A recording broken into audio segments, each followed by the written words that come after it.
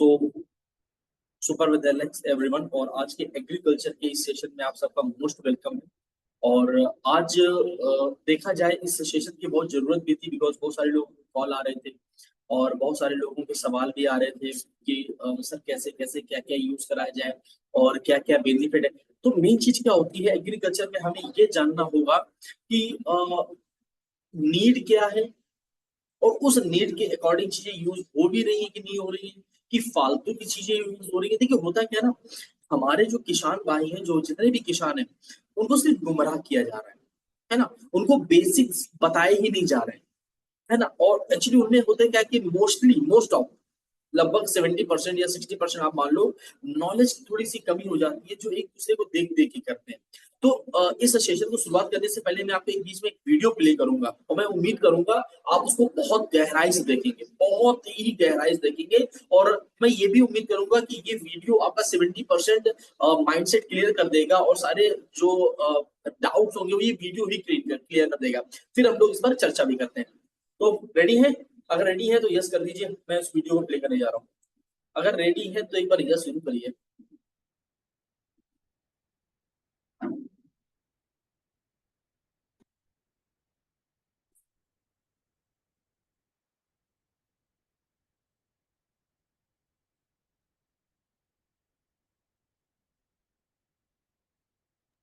इस वीडियो को हम सभी बहुत गहराई से देखेंगे, बहुत ही ध्यान से।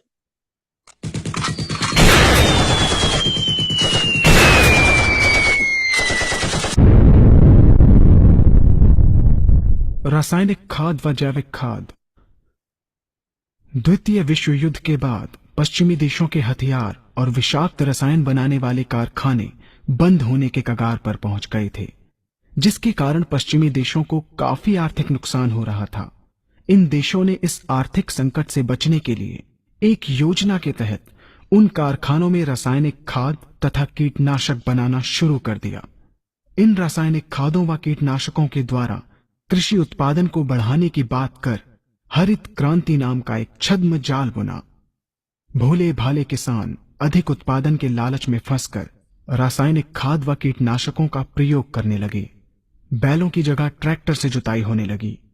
शुरुआत में कम रासायनिक खादों के प्रयोग से अधिक उत्पादन हुआ।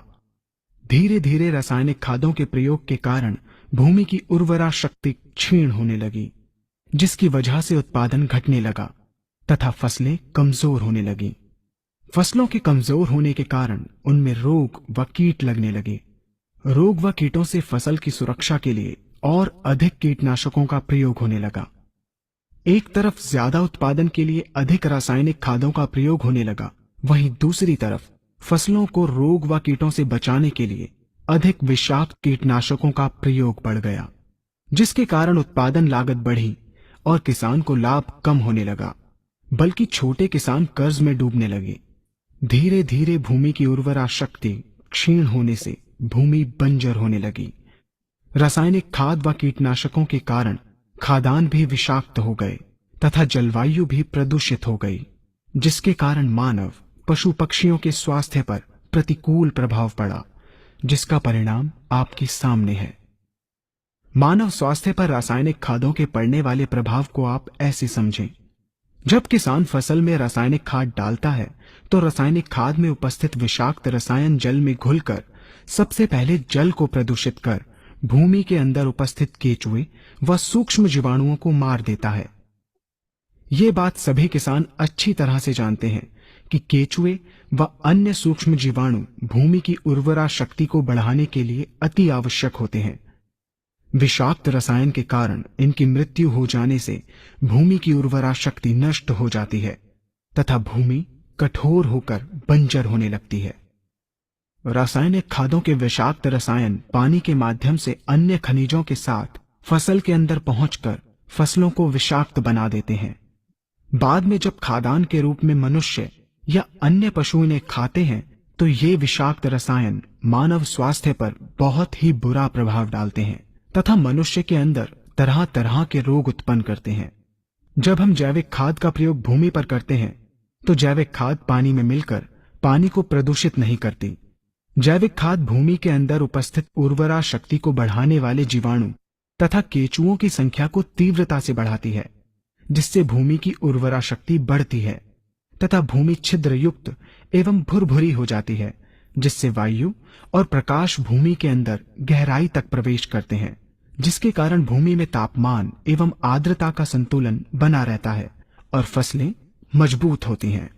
जैविक खाद में विद्यमान तत्व खाद्यान्न के माध्यम से मानव व पशु पक्षियों के शरीर में पहुंचकर स्वास्थ्य लाभ पहुंचाते हैं। जैविक खादों के प्रयोग से फसलें अच्छी और मजबूत होती हैं, जिसके कारण उन पर रोगों एवं कीटों का ज्यादा प्रभाव नहीं पड़ता। यदि किसी प्राकृतिक कारणवश कीटों व रोगों का प्रभाव अगर पड़ता भी है, तो गौमूत्र एवं औषधीय वनस्पतियों के घोल के छिड़काव करने से फसलों को रोग एवं कीटों से बचाया जा सकता है। गौमूत्र एवं अन्य प्राकृतिक औषधियों के मिश्रण के छिड़काव से फसलों का कम लागत में बचाव हो जाता है तथा वातावरण पर भी कोई दुष्प्रभाव नहीं पड़ता। यहाँ हम आपको तालिकाबद्ध तरीके से दोनों। तो आपने एक चीज देखी होगी यहाँ पर, है ना, कि कैसे हमारी जो खेती है वो बंजर होती चली जा रही है। पहले हमारा हम लोग गोबर की खाद इन सब का प्रयोग करते थे, तो मट्टी जो थी, मट्टी में कंडीशनर थी, मतलब मट्टी जो थी भुरभुरी थी, मुलायम थी, जिससे पानी का अवशोषण अच्छा होता था, है ना, न्यूट्रिशन पूरे मिल जाते थे। और जब अब क्या हो रहा है कि मट्टी दिन प्रतिदिन सॉलिड टाइट होती चली जा रही। अब एक चीज समझिएगा बहुत अच्छे से, जो मैं आपको अभी बोलने जा रहा हूँ, और यही आपको लोगों से भी बात करनी है। मैं एक सवाल पूछता हूँ, जब भी मैं किसानों के पास में बैठता हूँ, तो मेरा सिंपल सा एक उनसे सवाल होता है कि आपका क्या मानना है कि आज की जो पैदावार है, वो जो पैदावार आज हो रही है उसकी देन क्या है? आज की जो पैदावार है वो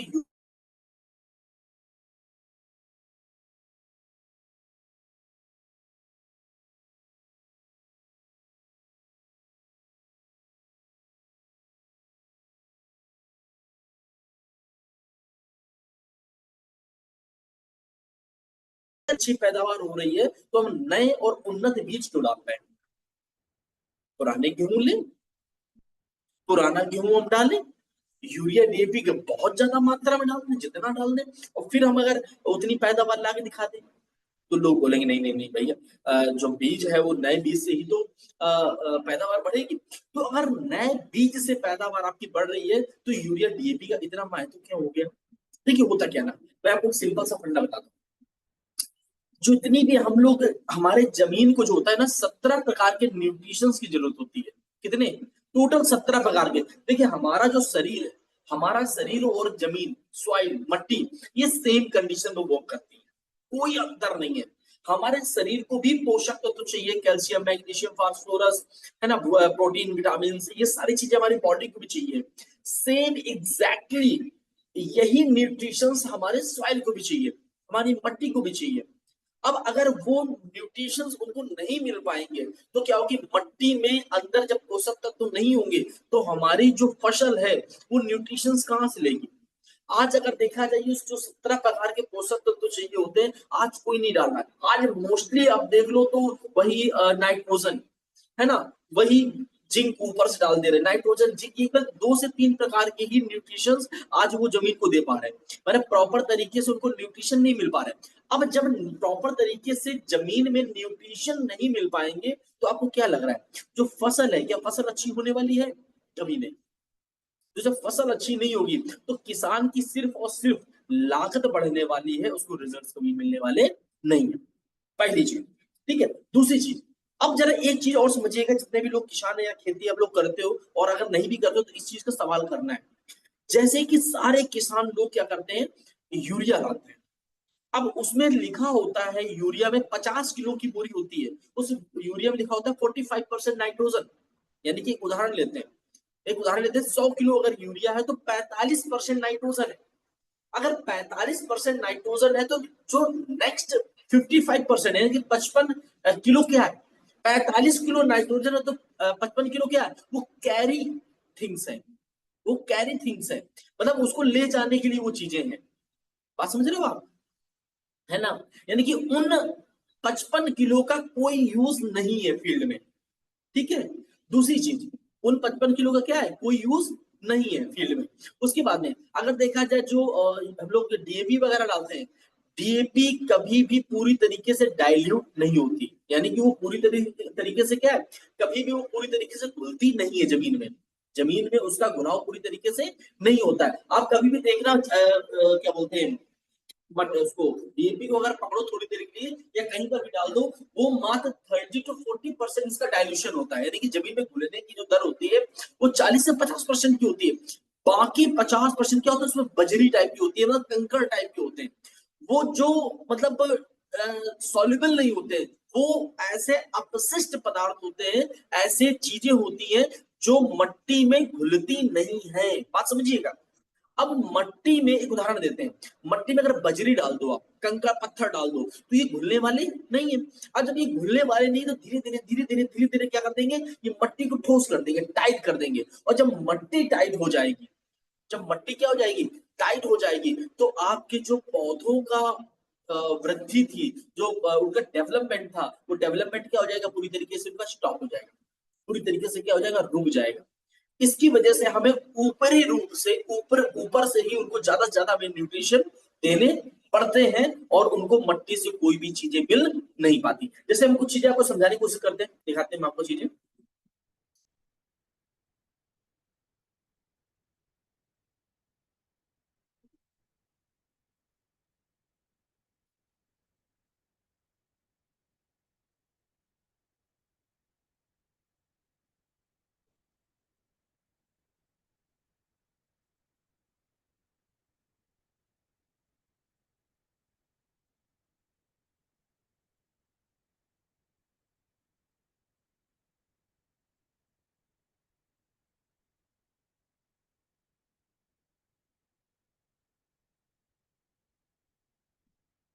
जैसे इस समय आपके सामने एक फोटो आ रही होगी, ये देखिए, ये फोटो है। अब इसका देखिएगा साफ साफ यहाँ पर, इस आपको साफ साफ तो दिख रहा होगा, मैं थोड़ा वो जूम कर दे रहा हूँ। अब ये एक मट्टी है, ये है ना, इसकी कंडीशन देखिए आप। ये जो मट्टी है, ये क्या पूरी तरीके से ठोस है। इस अगर मट्टी को आप देखोगे तो ये मट्टी क्या है, पूरी तरीके से ये ठोस है। अब जब ठोस मट्टी है, और एक दूसरी चीज क्या है, ये आपकी कंडीशनर है, यानी कि इसमें क्या है, भुरभुरापन है, तो पैदावार यहाँ ज्यादा होगी कि यहाँ ज्यादा होगी, है ना। अब समझिएगा इस बात को कि पैदावार यहाँ ज्यादा होगी कि यहाँ ज्यादा होगी।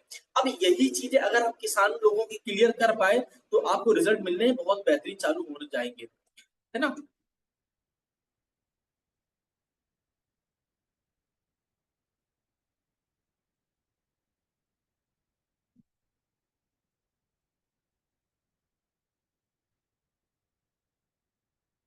है ना, तो इसमें आपको दिखा क्या होगा कि जो मट्टी थी वो बिल्कुल टाइट, है ना, वो जो मट्टी थी, जो सॉइल था, वो पूरी तरीके से टाइट। दूसरे में क्या होता है, कंडीशन हो जाता है। अब जरा समझिएगा इस चीज को, और मैं इस चीज को और समझा आपको क्लियरिटी बताता हूँ,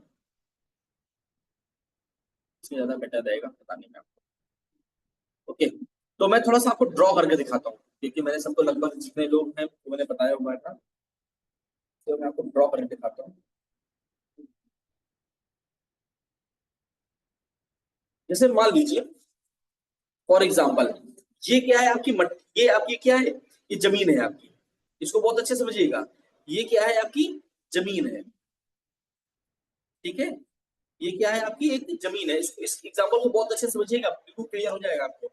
अब ये जो जमीन है, मान लीजिए जो पहली बार पानी लगाया जाता है, जो पहली बार क्या हुआ, पानी लगाया गया, वो जो पहली बार का जो पानी था ना, वो कितने तक, कहां तक जाएगा, ये पूरा इसको कवर करेगा, यानी कि वो जमीन के कहां तक चला जाएगा, जो पहली बार का पानी होगा वो पूरा पूरा जमीन के 6 इंच तक जाएगा, 6 से 7 इंच तक जाएगा। जो पहला पानी होगा वो 6 से क्या हो जाएगा, 7 इंच तक चला जाएगा। लेकिन अब जरा देखा जाएगा, दूसरा पानी जो लगाया जाएगा, है ना, जो जब दूसरा पानी लगेगा, तो दूसरा पानी की कंडीशन क्या होगी, दूसरा पानी कहां तक जाएगा, मुश्किल से अगर देखा जाए, मुश्किल से बहुत ज्यादा 2 से 2.5 इंच। इस चीज को बहुत अच्छे से समझिएगा। जो पहला पानी था वो कहां तक जा रहा था, बिल्कुल नीचे, और दूसरा जो पानी है वो कहां तक जा रहा है, 2 से 2.5 इंच तक। यानी कि जो नमी होगी, जो नमी होगी वो कहां होगी, जो नमी होगी वो कहां होगी, नमी बस इतने भाग में होगी। नमी कहां पर होगी, इतने भाग में होगी। यानी कि पहला पानी आपका नीचे तक पहुंच गया था, पहला पानी कहां तक चला गया था, पूरा नीचे तक 6 से 7 इंच तक गया था। लेकिन जो दूसरा पानी लगाया गया वो कहां तक गया है, मात्र 2 से 2.5 इंच तक। इतनी बात क्लियर है? अगर क्लियर है तो मुझे यस करके कमेंट जरूर करते जाइएगा, जिससे हम आगे आपको आसानी रहेगी मुझे आपको बताने में। इतनी बात आपको क्लियर है? कमेंट जरूर करते जाइएगा ताकि हमें भी क्लियर रहे कि आपको ये चीज क्लियर हो रही है। और यही चीजें ऐसे आपको एक्सप्लेन करनी थी, देखिए रिजल्ट कितने तगड़े आपको मिलने चालू हो जाते हैं।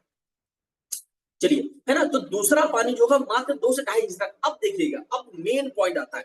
अच्छा, जब दूसरा पानी 2 से 2.5 इंच तक रहेगा तो जो बीच की चीज है, यानी कि यहाँ पर जो ये जो भाग है, ये जो भाग है ये वाला, है ना, इसको देखिएगा बहुत अच्छे से।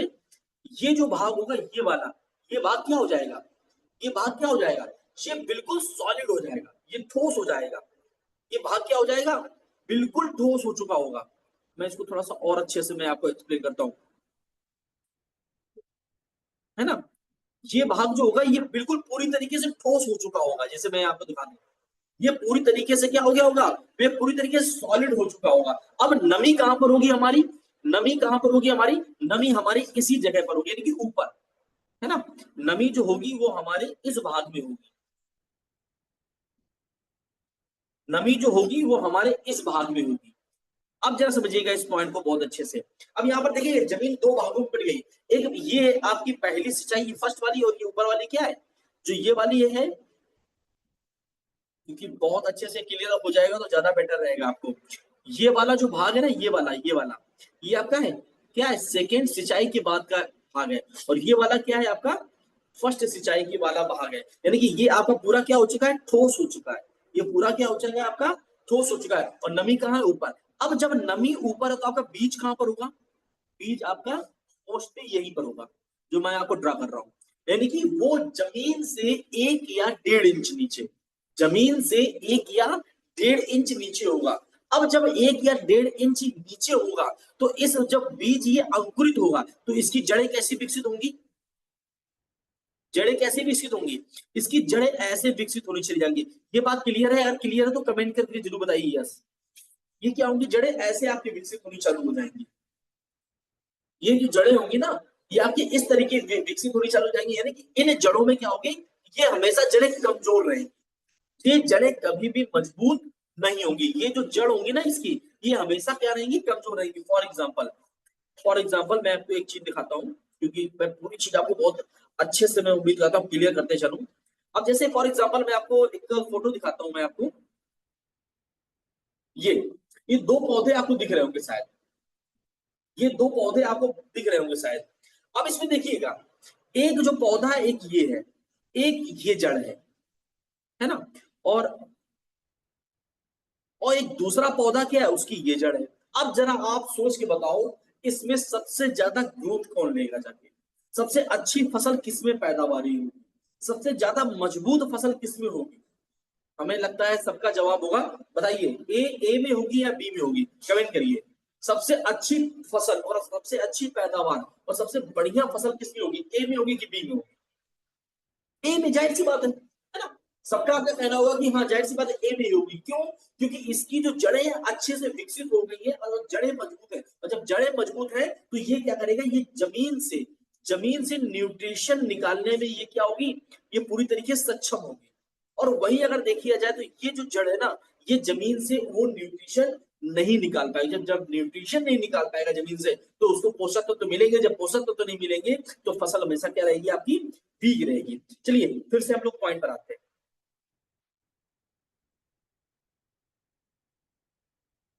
चलिए हम लोग पॉइंट पर आते हैं, ठीक है। तो अब जरा देखिएगा, अब यहाँ पर क्या होगा कि ये जो फसल है ना, ये जो बीज है, जो ये अंकुरित हुआ हुआ बीज है, ये क्या करेगा, अब जब इसकी तने क्या होंगी, कमजोर, तो जब ये जड़ें इसकी कमजोर होंगी तो ऊपर जो जाएगा ये तना, तना भी ये क्या होगा, कमजोर होगा।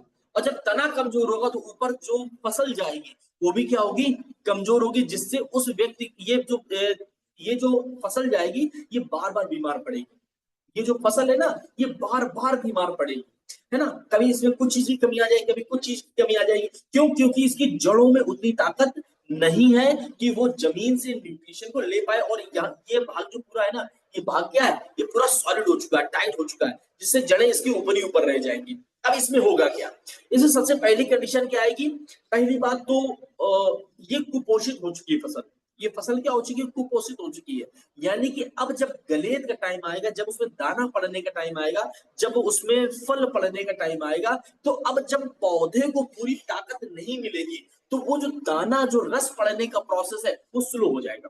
वो रस पड़ने का प्रोसेस स्लो हो जाएगा, जिससे लोग बोलते हैं, नहीं, किसान बोलते हैं कि दाना हमारा मर गया, यानी कि दाने में वो चीज नहीं हो पाई। पहला पहला सबसे बड़ा उसको लॉस ही हो जाएगा।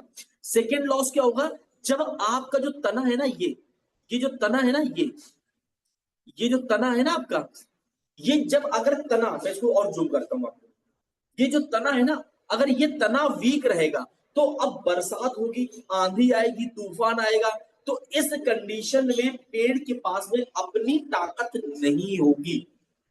मतलब पेड़ के पास में अपनी सुरक्षा करने के लिए उसके पास में ताकत नहीं होगी, जिससे इस फसल की गिरने के जो चांसेस होंगे बहुत बहुत ज्यादा बढ़ जाएंगे। यानी कि कहीं ना कहीं हर तरीके से क्या होगा, लॉस ही लॉस होगा, है ना। इसमें क्या होगा, सेकेंड प्रोसेस क्या हो जाएगा, इसमें जो फसल गिरने के चांसेस भी क्या हो जाएंगे, ज्यादा बढ़ जाएंगे। पहली बात तो उसके फसल अच्छी नहीं होगी, दूसरी चीज गिरने के भी चांसेस बढ़ जाएंगे, इससे उसकी फसल पूरी तरीके से बेकार हो जाएगी। अब यही बात दूसरी चीज हम ड्रॉ करते हैं।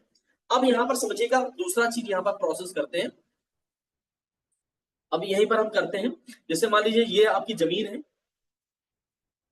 ना, ये आपकी क्या है, मान लीजिए जमीन है आपकी। अब मान लीजिए ये आपकी जो जमीन है, ये टोटली कंडीशनर है, यानी कि इसमें पूर्ण रूप से, इसमें क्या है, पूर्ण रूप से न्यूट्रिशन है, और पूर्ण रूप से यहाँ पर क्या, नमी नीचे तक है ना। ये जो नमी है ना यहाँ पर, ये पूरी नमी यहाँ पर है, बहुत अच्छी नमी यहाँ पर है पूरी जमीन के नीचे। अब जरा समझिएगा, मैं इसको और अच्छे से ड्रॉ कर दूं ताकि बहुत अच्छे से आपको समझ में आ जाए। इस तरीके से समझ में आ रहा है, प्लीज एक बार मैसेज जरूर करिएगा, इस प्रकार जो बता रहा हूं मैं, समझ में आ रहा है सबको, यस और नो।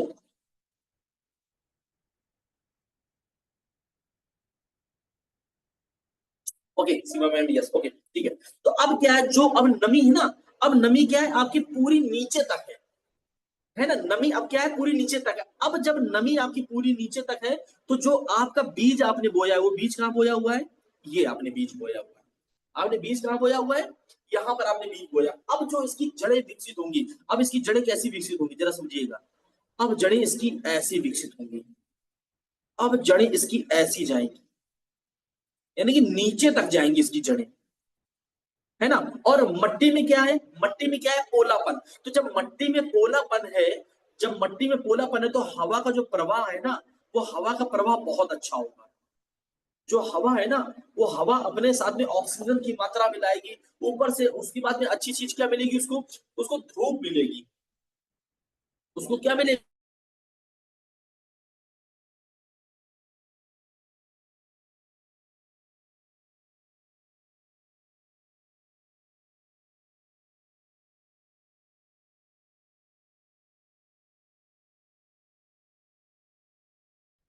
है ना। उसको हवा भी मिल रही है, उसको पानी भी मिल रहा है, उसको क्या हो रही है, उसको धूप भी बहुत अच्छे से मिली जा रही है। अब इस कंडीशन में ये जो पौधा होगा ना, ये बहुत अच्छे डेवलप करेगा, और इसकी जो जड़ें होंगी, ये जड़ें बहुत मजबूत होंगी। अब जरा समझिएगा, आपने देखा होगा, अगर जड़ मजबूत है, तो ऊपर जाने वाला जो तना होगा, ये तना, ये बहुत मजबूत होगा। अब जब तना मजबूत होगा, तो इसके अंदर क्या होगा, जमीन से पोषक तत्व को खींचने की क्षमता क्या होगी, ज्यादा होगी, जिससे आपकी जो फसल होगी ना, ये बहुत मजबूत होगी। अब इसमें फायदा क्या मिलेगा, पहला फायदा क्या मिलेगा, पहली बात तो, जब इसमें गलेर का टाइम आएगा, जब इसमें फल पड़ने का टाइम आएगा, तो पौधे के पास में पूरी ताकत है कि ये उसको पूरा न्यूट्रिशन दे देगा, जिससे उसका जो रस पड़ने का प्रोसेस है, वो तेज हो जाएगा। यानी कि उससे रस प्रॉपर तरीके से आपकी फसल में पड़ेगा, जिससे आपके जो फसल है उसमें क्या आएगा, वजन, और वजन का क्या होता है, पैसा। दूसरा यहाँ पर सबसे बड़ा बेनिफिट क्या मिल जाएगा, तो सबसे बड़ा यहाँ पर बेनिफिट क्या मिल जाएगा, कि यहाँ पर आपका तना मजबूत होने के कारण आंधी आए चाहे बरसात है, जो भी हो, आपकी फसल यहाँ पर गिरने वाली नहीं है, क्योंकि आपका तना क्या है, ये प्रॉपर तरीके से मजबूत है। तो सबसे पहली चीज क्या है, सबसे फर्स्ट ऑफ ऑल, सबसे पहली चीज क्या यहाँ पर आ जाती है, कि हम अपनी जो मट्टी है उसको कंडीशनर करें। यानी कि मट्टी में, अगर मट्टी में मुलायम है मट्टी, यानी कि उसमें जो क्या बोलेंगे उसको, कंडीशनर बल है ना, जो मट्टी की अगर पोलाई है, मट्टी की पोलाई अगर ज्यादा से ज्यादा होगी, तो क्या होगा, आपकी जो फसल है वो उतनी ही मजबूत होगी। अब जरा आप लोग भी मैसेज करके बताइए कौन सी कंडीशन ज्यादा बेटर रहेगी फसल के लिए, कंडीशन ए ज्यादा बेटर रहेगी या कंडीशन बी ज्यादा बेटर रहेगी? कौन सी कंडीशन सबसे ज्यादा बेटर रहेगी एक फसल को उगने के लिए, कंडीशन ए या कंडीशन बी? मैसेज जरूर करिए तो मैं ज्यादा समझ पाऊंगा और आपको अच्छे से एक्सप्लेन भी कर पाऊंगा। कंडीशन ए में ज्यादा बेहतर रहेगा या कंडीशन बी में जाएगा? आशीष जी बी, सीमा मैम बी, यस बिल्कुल, है ना। तो बी कंडीशन में क्या होगा, जो फसल है वो आपकी अच्छी होने वाली है और उसमें इतनी ताकत होगी कि ये विपरीत परिस्थितियां भी क्या करेगी, झेल सकती है। तो फर्स्ट ऑफ ऑल जो फोकस हमारा ये होना चाहिए, पहला सबसे पहला जो फोकस हमारा ये होना चाहिए कि हम मट्टी की गुणवत्ता को पहले अच्छा करें। मट्टी में जो सूक्ष्म जीवाणु है उनकी संख्या बढ़ाए, मट्टी में पोलापन, मट्टी को बिल्कुल सॉइल को कंडीशनर कर दे ताकि उसमें जितना अच्छा पोलापन रहेगा, जितने नीचे तक पानी जो है वो होल्ड होगा, आपकी फसल उतनी ही अच्छी होने वाली है और उतने ही बेहतर आपको रिजल्ट्स भी मिलने वाले हैं। आई थिंक ये चीज आपको क्लियर हुई होगी। अब चलिए चलते हम लोग अपने मेन पॉइंट पर। चीजें मैं दिखाता हूं आपको, कुछ चीजें है ना। आप जरा देखिएगा, अब एक आपके सामने पिक आ रही होगी, अब आपके सामने एक पिक आ रही होगी, अब जरा इसको देखिएगा। मट्टी जब मुलायम होती है, जो मैंने अभी आपको बताया था, जब मट्टी में कंडीशनर तो उसकी देखिए जड़ें देखिएगा। अब सबसे अच्छी चीज देखने वाली क्या है, ये वीडियो आ जाएगा सबके पास में, बिल्कुल अच्छे से देखिएगा। अब इसमें सबसे अच्छी चीज देखिएगा, ये एक जड़ आई है। आशीष जी उसमें कुछ चलाइए मत, उसमें आप चलाएंगे तो दिक्कत हो जाएगी फिर,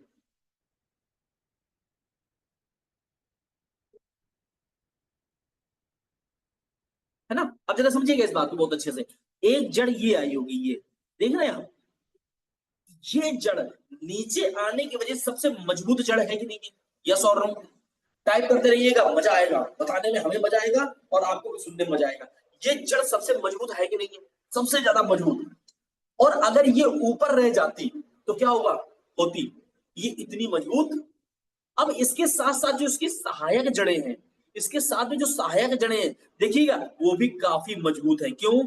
ये नीचे तक आई हुई है, ये नीचे तक आई हुई है, इसको बहुत अच्छे से समझिए। ये नीचे तक आई हुई है और ये जितनी नीचे चली जाएगी, ये जितनी नीचे चली जाएगी तो ये जो यहां पर देख रहे हैं ये भाग है ना, ये वाला भाग यहां पर हो जाएगा जाके। तो जितनी ज्यादा जड़ें मजबूत होंगी उतनी ज्यादा फसल आपकी अच्छी होने वाली है। इस बात को आप क्लियर कर लो। अब जरा समझिएगा दो चीजें मैं दिखाता हूं आपको।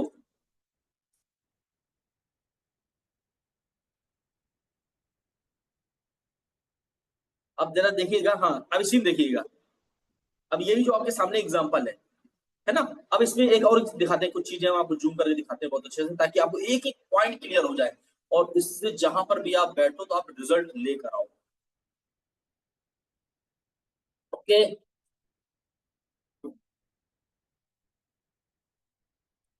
अब जरा समझिएगा, मैं बहुत कोशिश कर रहा हूं बहुत बेहतरीन तरीके से आपको बताने की, ताकि आप बहुत अच्छे से जाने। अब देखिएगा, अब इसका एग्जाम्पल मैं आपको यही दिखाता हूं। ये जड़ है दोनों, इसकी यहां की कंडीशन देख लीजिए, इसकी यहां की कंडीशन देख लीजिए, उसके साथ साथ अब इसमें देखिएगा इसके मेन जड़ कहां तक आई, इसकी यहाँ की कंडीशन देख लीजिए और इसकी यहाँ की कंडीशन देख लीजिए। दोनों में जमीन आसमान का अंतर, दोनों में जमीन आसमान का अंतर होगा, है ना। तो सबसे फर्स्ट ऑफ ऑल हमारा प्रोसेस क्या होना चाहिए, सबसे पहला हमारा प्रोसेस होना चाहिए कि हम मट्टी में पहले उसकी जो कंडीशनर है, जो उसमें पोलापन है, उसको लाएं। अब उसको लाने के लिए अपने पास सबसे बेहतरीन product, one of the best product अपने पास में है, वो है बूमलैक्स। बूमलैक्स बहुत बेहतरीन रिजल्ट है, मैंने जिनको जिनको यूज कराया है मतलब काबिले तारीफ, इतने अच्छे रिजल्ट है इसके पूरी फसल में। ये अपना जो 5 किलो की पैकेट आती है ये 1 एकड़ के लिए होती है, ये जो 5 किलो की पैकेट होती है ये पूरे 1 एकड़ के लिए आती है और एक बार डालने पर ये पूरे फसल मट्टी को क्या करता है, सबसे अच्छी चीज क्या है, ये मट्टी के कटाव को रोक देता है। सबसे अच्छा, मैं इसको जूम करता हूं अच्छे से और मैं आपको एक एक पॉइंट पर इसमें हम लोग चर्चा करते हैं। आई थिंक सबको क्लियर दिख रहा होगा। इसका सबसे पहला काम क्या होता है, ये मिट्टी के कटाव को रोक देता है। सबसे पहला काम मिट्टी के कटाव को रोक देता है, यानी कि जो बहने की दर है उसको रोक देगा। मिट्टी में मिट्टी की जो संरचना होती है उसमें सुधार कर देता है जाके, यानी कि ठोस मिट्टी को ये मुलायम कर देता है, कंडीशनर कर देता है। जल और वायु के संचालन में मदद करता है और जड़ों के विकास को सुगम बनाता है। अब मिट्टी में अगर पोलापन है तो जाहिर सी बात है जो जड़ें होंगी वो क्या होंगी, मतलब जड़ें क्या होंगी, अच्छे से विकसित हो पाएंगी। पौधों को पोषक प्रदान करता है। मिट्टी का जो पीएच है, जो मिट्टी हमारी एसिडिक होती चली जा रही है उसको क्या कर देता है, ये अम्लीय सॉरी एसिडिक होती चली जा रही है उसको क्षारीय कर देता है, अल्कलाइन कर देता है जाके। मिट्टी की नमी को अधिक समय तक बनाए रखता है, जो बहुत ज्यादा इंपॉर्टेंट है हमारे लिए, है ना। और जो रजोस्फीयर में सूक्ष्म जीवाणु होते हैं ये उनको क्या कर देता है, बढ़ा देता है। तो हमारा जो फर्स्ट पहला जो मैंने आपको पॉइंट बताया हुआ था, जो मेरा पहला फोकस हमारा होना चाहिए किसी को भी बताने के, अगर उसको बेहतर हमें रिजल्ट देने हैं तो हमारा पहला फोकस होना चाहिए कि किसी भी तरीके से पहले मिट्टी की गुणवत्ता उसकी अच्छी करें। मिट्टी में पहले हम पोला पालना है। अब जरा समझिएगा, हमारा पहला काम हो गया, यानी कि हमने भूमिलेक्स उसको कंसल्ट कर दिया, यानी कि हमारा पहला काम क्या हो गया, डन। मेरा अपना पहला काम डन हो गया, तो एक बार डन करके बोल दीजिए पहला काम हो गया कि नहीं हो गया, यस और नो। फर्स्ट हमारा काम कंप्लीट हो गया, चलिए जल्दी। आशीष जी यस, बीना मैम यस। देखते हैं उंगली किसकी तेज चलती है, सीमा मैम यस, आरती जी यस। बाकी क्या हो रहा है, बाकी जुगलू जुगलू खेलने आए क्या हम लोग बैठ के, ये आइस पाइस खेलने। तुम बोलो हम तो सुने ही रहे हैं, है ना। भाई साहब उंगली चलाओगे तो मजा आएगा, आपको भी सुनने में हमें बताने में। चलिए कोई बात नहीं, तो हमने पहली पारी कंप्लीट कर ली, यानी कि पहला पड़ाव हमने पार कर लिया, मिट्टी को कंडीशनर कर दिया, मिट्टी को पोलाई लाया। अब दूसरा दूसरा हमारा पड़ाव क्या आता है, दूसरा पड़ाव आता है कि हमारी मिट्टी में पहला काम हो गया कंप्लीट, सबको क्लियर हो गया होगा आई थिंक। सेकेंड हमारा काम क्या होता है, मिट्टी में न्यूट्रिशंस को लाना। जैसा कि आप सब जानते हो, मैं यहाँ पर एक देखिए ये मैंने सर्च किया हुआ था, है ना, how many nutritions need to soil for soil, है ना। देखिए यहाँ पर हमने सर्च किया हुआ था, मैं इसको और जूम कर रहा हूँ, देखिए आपको दिखेगा, क्योंकि बनी बनाई बातों में नहीं, मैं प्रैक्टिकल पर ज्यादा बात करता हूँ। तो मैंने गूगल में सर्च किया हुआ था, how many nutritions need for soil, यानी कि मिट्टी को कितने प्रकार के न्यूट्रिशंस की जरूरत होती है। तो यहाँ पर जो निकल के आया हुआ है, मैं दिखाता हूँ यहाँ पर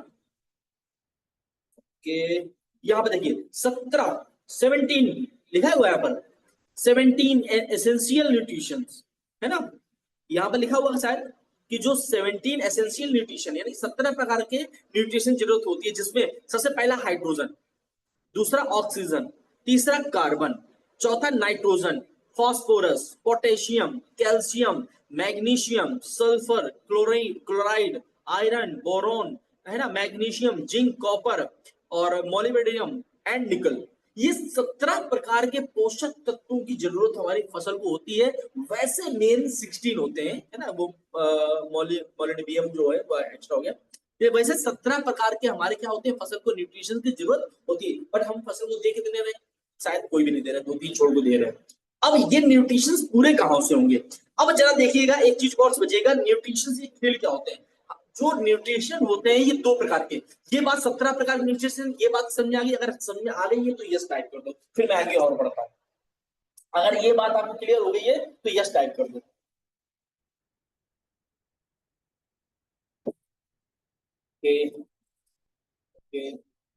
चलिए, अब ये 17 प्रकार के न्यूट्रिशन होते हैं, इनको 2 भागों में विभाजित कर दिया गया है, इनको 2 भागों में तोड़ दिया गया है। अब वो 2 भाग कौन से हैं इसको समझिएगा थोड़ा सा। एक है आपके माइक्रो न्यूट्रिशंस, एक क्या है आपके, एक है आपका माइक्रो न्यूट्रिशन और दूसरा क्या है माइक्रो। एक मैक्रो न्यूट्रिशन, एक होता है माइक्रो न्यूट्रिशन। मतलब माइक्रो मतलब बहुत ही महीन और मैक्रो मतलब थोड़ा सा उससे उच्च में। अब माइक्रो में क्या होता है, जो लगभग लोग अपने फसल में डालते हैं, 70% सिर्फ माइक्रो न्यूट्रिशन डालते हैं, लेकिन माइक्रो न्यूट्रिशन अपनी फसल में नहीं डालते। जैसे नाइट्रोजन लगभग लोग डालते हैं, फास्फोरस लगभग लोग डालते हैं, पोटेशियम जा रहा है, सल्फर जा रहा है, मैग्नीशियम जा रहा है, कैल्शियम जा रहा है। मतलब ये किसी न किसी प्रकार से जिंक के माध्यम से और एनपीके वगैरह जो आती खाते, इनके माध्यम से ये चीज आ रही, लेकिन जो अदर इनिशियल लेवल पर जिनकी जरूरत है वो कोई भी अपनी फसल में नहीं डाला। जैसे बोरॉन नहीं डालना है, कॉपर, आयरन, क्लोराइड, मैग्नीशियम, है ना, मोलिब्डेनम, जिंक, ये जा ही नहीं है। इनमें से लगभग लगभग चीजें हमारी फसल को, जब ये पोषक तत्व नहीं मिल पाएंगे तो हमें उनको एक्स्ट्रा चीजें देनी पड़ेंगी। अब जरा समझिएगा, इन पोषक तत्वों की आखिर इतनी जरूरत क्यों होती है। अब इसको थोड़ा सा मैं रिलेट करता हूं ताकि आप उसको अच्छे से आप दूसरों को एक्सप्लेन कर पाए। बहुत अच्छे से समझिएगा मेरी बात को। मैं ज्यादा फास्ट तो नहीं बोल रहा हूं, कंफर्टेबल है जैसे मैं बोल रहा हूं, जैसे मैं बात कर रहा हूं कंफर्टेबल है, ऐसा तो नहीं लग रहा बहुत ज्यादा फास्ट में बोल रहा हूं।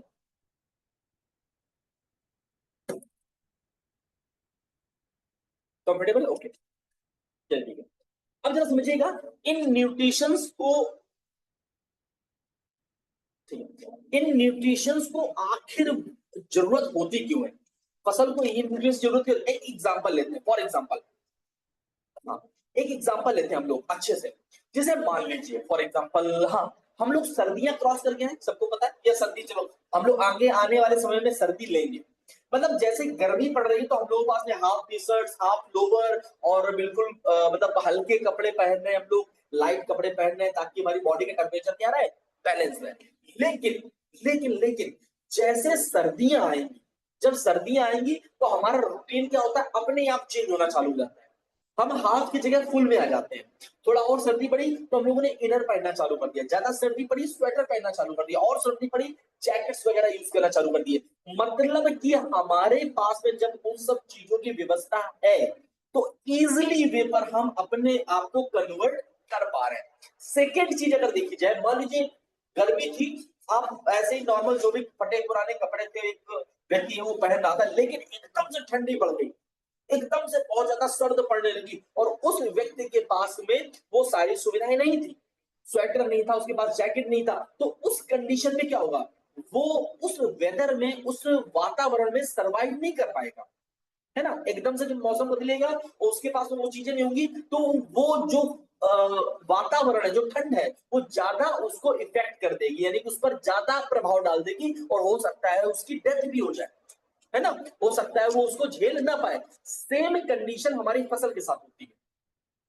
जैसे अगर हमारी मिट्टी में सारे पोषक तत्व हैं, अगर सारे न्यूट्रिशन हैं, तो अब मौसम बदल रहा है, गर्म मौसम आ रहा है, ठंडा मौसम हो रहा है, पानी गिर रहा है या कैसा भी वेदर करवट ले रहा है, तो अगर आपकी जमीन में न्यूट्रिशंस हैं तो आपकी जो फसल है ना वो अपने आप को डेवलप कर लेगी, अपने आप को उसके अकॉर्डिंग ढाल लेगी, और जिन जिन पोषक तत्वों की जरूरत उसको होगी, मान लीजिए उसको बोरॉन की जरूरत है, उसको कॉपर की जरूरत है, उसको आयरन की जरूरत है, वो मिट्टी से लेकर अपने आप को क्या कर लेगी, उसको मेंटेन कर लेगी। लेकिन जब ये चीजें अगर आपकी मिट्टी में नहीं है तो वो फसल अपने आप को मैनेज नहीं कर पाएगी और आपकी फसल तुरंत बीमार हो जाएगी।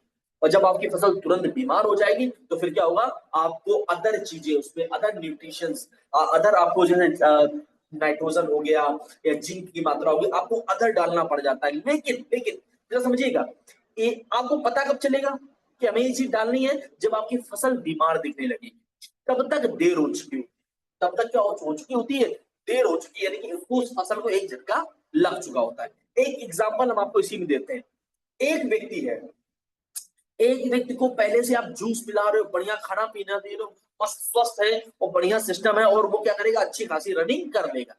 दूसरा वहीं पर व्यक्ति क्या है, उसको क्या खाना पीना सही नहीं मिल पा रहा और आपको पता भी नहीं चल रहा है, वो वीक हो रहा है। लेकिन जब तक पता चलेगा कि ये बहुत ज्यादा वीक हो गया ना, अब उसके बाद जो चीजें दोगे वो अपने आप को रिकवर करने में काफी टाइम लगा देगा। अब उसको मजबूती नहीं देंगी वो चीजें, अब उसको पहले तो रिकवर करेंगी, पहले अपने जैसे कंडीशन में थे उस कंडीशन में लाएंगे, उसके बाद उसको और मजबूती देना चालू करेंगे। तो सेम कंडीशन हमारी फसल के साथ होता है, और उस प्रक्रिया में 15-20 दिन 30 दिन जब निकल जाते हैं तो हमारी फसल क्या हो जाती है, डाउन हो जाती है। यानी कि यहाँ पर माइक्रो और मैक्रो न्यूट्रिशंस की बहुत ज्यादा जरूरत होती है।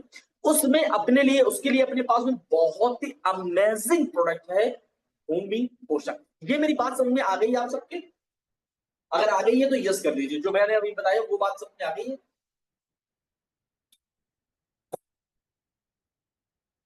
आपका कमेंट मुझे क्लियर कर देगा कि हाँ ये बात समझ आ गई, तो नेक्स्ट अपने नेक्स्ट लेवल पर हम लोग जा सकते हैं। ओके ओके, या आशीष जी यस, जी यस, ओके। तो अब इन सब चीजों को जो पूर्ति करेगा वो हमारा भूमि पोषक है ना। ये क्या करेगा, ये भूमि पोषक उन सभी चीजों की क्या कर देता है, पूर्ति कर देता है। इसके वजन में मत जाना, इसके वजन में बिल्कुल मत जाना। बहुत लोग हम भी स्टार्टिंग में इसको हल्के में ले रहे थे, है ना। हमने वो पांडे जी ने मिलकर उसको डलवाया, बनो हम दोनों लोग चौंक गए, हम दोनों लोग चौंक गए, इतने गजब के रिस्पॉन्स आने चालू हो गए, है ना।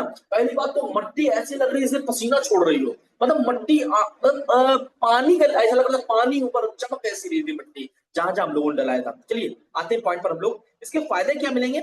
सबसे पहला आपको फायदा क्या मिलेगा, इसको अच्छे से समझिएगा।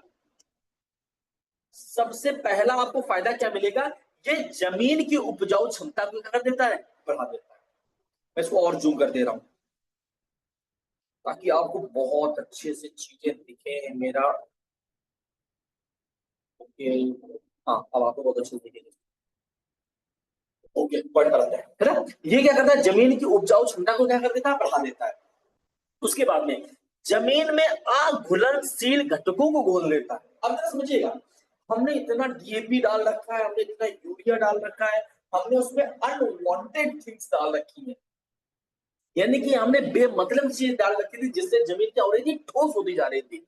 तो ये क्या करेगा, उन अनवांटेड चीजों को, उन अघुलनशील चीजों को क्या कर देगा, आसानी से घोल देगा। जब वो चीजें डाइल्यूट हो जाएंगी, जब वो चीजें घुल जाएंगी, तो फिर क्या होगा, जब वो चीजें घुल जाएंगी तो मिट्टी आपकी अपने आप और कंडीशनर होना चालू कर देगी और मुलायम होना चालू कर देगी। ये जमीन को भुरभुरी बना देगा, मतलब कंडीशनर और अच्छा कर देगा, है ना। ये जमीन में नमी बनाए रखता है, जो सबसे मेन इंपॉर्टेंट गेम है।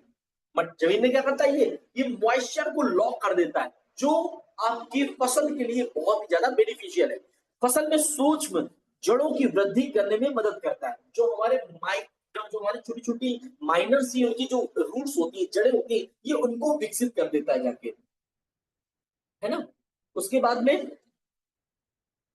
इसके निरंतर, थोड़ा सा उसके करते हैं, हाँ, इसके जो निरंतर इस्तेमाल होगा, इससे क्या कर देता है, इसके निरंतर इस्तेमाल से ये जमीन में मित्र जीवों की, है ना, जैसे आपके केचुए वगैरह हो गए, इनकी क्या कर देता है, ये संख्या बढ़ा देता है। जमीन में ऑर्गेनिक कार्बन, कार्बन की मात्रा जिसको बहुत ज्यादा जरूरत होती है फसल को, ये ऑर्गेनिक कार्बन की मात्रा क्या कर देगा, बढ़ा देगा। पौधों में सूक्ष्म अन्य तत्वों की मात्रा को बढ़ा देता है। जमीन में नाइट्रोजन को स्थिर रखता है। आप जानते हैं जैसे यूरिया वगैरह डालते हैं तो शायद 30 यानी 40% क्या हो जाता है, वो उड़ जाता है, वो किसी यूज में नहीं रहता। तो ये क्या करेगा, ये होल्ड कर लेगा नाइट्रोजन को, और ये पर्यावरण के अनुकूल और पानी में घुलनशील है। तो सबसे अच्छी चीज जो हमें मेन पॉइंट चाहिए थे, वो क्या चाहिए थे, मट्टी में जितने भी अघुलनशील पदार्थ है जो मट्टी को टाइट कर रहे हैं, वो डाइल्यूट हो जाए, हमें ही चाहिए था। दूसरा क्या चाहिए था, मट्टी भुरभुरी हो जाए, मट्टी बिल्कुल कंडीशनर हो जाए, मट्टी में मॉइस्चर लॉक हो जाए। जितनी ज्यादा नमी रहेगी, हमारी जो जड़ें हैं वो उतनी ज्यादा विकसित होंगी। मैं फिर से आपको पॉइंट पे चलता हूँ, ले चलता हूँ। चलिए मैं फिर से आपको ले चलता हूँ, तो ये वाला पॉइंट जो मैंने आपको बताया था, मट्टी में जितनी ज्यादा नमी होगी, हमारी मट्टी में जितनी नमी होगी, हमारी जो जड़ें हैं उतनी अच्छे से विकसित होगी, और जितनी अच्छे से जड़ें विकसित होंगी, आपको उतने ही अच्छे रिजल्ट्स मिलने वाले हैं। मेन थिंग यहाँ पर यह आ जाता है। तो ये क्या करेगा, पूरी तरीके से हमारी फसल को ये करने वाला, सपोर्ट करने वाला। अब इसको यूज कैसे करते हैं हम लोग, जो हमारा एक मिनट, जो हमारा ह्यूमिलेक्स है, ह्यूमिलेक्स में ही इसको मिलाकर, जो हमारी ये 250 ग्राम की पैकेट आती है, 250 ग्राम की पैकेट, ये पूरे 1 एकड़ के लिए होती है, 1 एकड़ के लिए होती है। इसकी मैं कैलकुलेशन आपको नेक्स्ट मीटिंग में बताऊंगा, अभी मैं मेन मेन पॉइंट बता दे रहा हूँ आपको, है ना। अगर इन दोनों को मिलाकर डाल देते तो मट्टी क्या होगी, कंडीशनर हो जाएगी, मट्टी में मॉइस्चर लॉक हो जाएगा, मट्टी में घुलनशील जो घुले नहीं है वो भी घुल जाएंगे, तो मट्टी और ज्यादा सॉफ्ट हो जाएगी जाके। तो ये प्रॉपर वर्क करेगा और माइक्रो और मैक्रो न्यूट्रिशन की पूर्ति ये कर देता है जाके। तो इससे क्या हो गया, हमारी मट्टी क्या हो गई, मजबूत हो गई है। अब दूसरी चीज, अब आते हैं मेन पॉइंट पर अपने, एक है एग्रोलेक्स 85, बहुत ही बेहतरीन रिजल्ट है इसका। ये एग्रोलेक्स 85 है क्या, इसका मेन जो काम होता है, ये पत्ते पर जैसे कोई चीज आप डालें, है ना। कभी आपने देखा होगा पत्ते पर अगर हम कोई चीज का छिड़काव करें तो उसमें क्या होती है, बूंद बूंद बूंद बूंद उस पत्ते में बन जाती है जाके, है ना। जैसे फॉर एग्जाम्पल मैं कोशिश करता हूँ, ड्राइंग तो मेरी बहुत बेकार है, फिर भी मैं कोशिश करूंगा आपको बताने की। मान लीजिए ये हमारा क्या है, पत्ती है, ये मेरी क्या है, पत्ती है। अब इसमें क्या करते हैं हम लोग, अगर इसमें हम अगर किसी चीज का छिड़काव करते हैं तो वो क्या होती है, जो बूंदे ये बूंद बूंद बन के यहाँ पर आ जाती है। शायद दिखेगा नहीं ये आपको, फिर भी मैं कोशिश कर रहा हूँ। तो ये क्या करेगा, पानी क्या होता है, बूंद बूंद बन के यहाँ पर आ जाता है, लेकिन ये क्या करता है, स्टिक नहीं होता है, इसमें चिपकता नहीं है। अब इसमें क्या होता है, इस कंडीशन में अगर दोबारा से पानी बरस गया या हवा चली गई तो ये सारी की सारी जो पानी होता है, जो हमने चीजें डाली हुई है उसमें हमने चाहे कीटनाशक डाला हुआ हो, चाहे हमने खरपतवार नाशक डाला हुआ हो, या हमने टॉनिक डाला हो, तो ये क्या करता है, धुल जाता है पत्ती से। और जब पत्ती से धुल जाएगा तो क्या हो जाएगा, वो हमारा बेकार हो जाता है। तो हमारा जो एग्रोलेक्स 85 है, ये इसका मेन रोल क्या होता है, ये वाटर स्प्रेडर, पानी को फैला देता है और पानी को लॉक कर देता है। यानी कि अगर पत्ती पे ये पड़ जाएगा तो ये पत्ती में तुरंत एब्जॉर्ब कर जाता है, नहीं अंदर पहुंच जाता है। मैं इस पर थोड़ा सा टॉपिक में नेक्स्ट मीटिंग बताऊंगा, जो बहुत लंबा ही जाएगा जाके, मैं इसको बहुत अच्छे से एक्सप्लेन करूंगा नेक्स्ट मीटिंग में। अभी एक एक पॉइंट करके हम लोग करते हैं, है ना। तो ये क्या कर देता है, मट्टी में मॉइस्चर को, ये सॉरी ये क्या कर देता है, पानी को, वाटर स्प्रेडर यानी कि पानी को फैलाने का काम करता है, और ये पानी में पानी के अवशोषण को बढ़ा देता है। इस पर मैं नेक्स्ट मीटिंग रखूंगा और बहुत अच्छे से एक्सप्लेन करूंगा, बिकॉज आज हम सारी चीज बता देंगे तो वो बाउंस मार जाएंगे। ठीक है, 5 मिनट हम लोग और मीटिंग में रखेंगे, क्योंकि थोड़ा थोड़ा रखेंगे तो ज्यादा बेटर रहेगा। दूसरा जो हमारा प्रोडक्ट है, ये 2-3 प्रोडक्ट मैं आपको बाद में बताऊंगा। जो हमारा एग्रो पावर है, एग्रो पावर का मेन काम क्या होता है, ये फूलों की संख्या बढ़ा देता है, फ्लावरिंग। जैसे बहुत सारे किसान हैं जो क्या बोलते हैं, उसकी खेती करते हैं, सब्जी जी। तो सब्जी की जो खेती कर रहे होते हैं उन लोगों का एक क्वेश्चन है, सर हमारा पौधा बढ़ना नहीं चाहिए, हमारे पौधा बढ़े नहीं लेकिन ये फ्लावरिंग बहुत अच्छी करे, फूलों की दर ज्यादा है, यानी फूल ज्यादा से ज्यादा है और उनकी झड़ने की क्षमता क्या हो जाए, दर क्या हो जाए, कम हो जाए। तो उसमें ये एग्रोलेक्स पावर, एग्रो पावर का ये यूज होता है। इसकी भी मीटिंग मैं आपको बहुत अच्छे से क्लियर करूंगा, एक एक टॉपिक रखेंगे, ज्यादा बेटर होगा, सब बाउंस मार जाएगा, है ना। और उसके बाद जो हमारा एग्रोलेक्स ग्रोथ प्रमोटर, ये 3 प्रोडक्ट मैं नेक्स्ट मीटिंग में रखूंगा आपको। एग्रोलेक्स ग्रोथ प्रमोटर ये टॉनिक है, ह्यूमिक एसिड का काम करता है, जो पौधों की वृद्धि में, नए नए किले बनाने में और फसल को तेज बढ़ाने में ये काम करता है। मैं इन 3 प्रोडक्ट को मैं नेक्स्ट मीटिंग में रखूंगा तो ज्यादा बेटर रहेगा, वरना आपको भी बाउंस मार जाएगा और समझ में नहीं आएगा। ओके, तो इनके बारे में जो भी मैंने बताया हुआ है, इन